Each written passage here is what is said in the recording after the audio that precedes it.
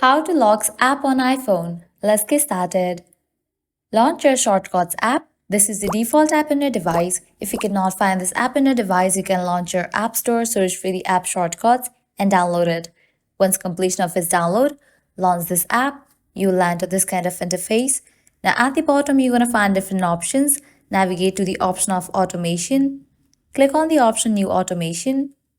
Now here you're going to find different options. Click on the option of App. Now click on this option of Choose and select the app that you want to lock. You just have to check in for the apps that you want to lock.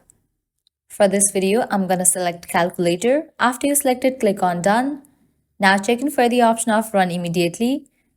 Then click on Next. Now click on New Blank Automation. Click on Add Action. Here you're going to see the search box. Over there, type in Lock Screen. After that option appears, click on it. Now click on Done. Once you complete this process, close this. Now you can launch the app that you have locked. Now you will require Face ID or the passcode.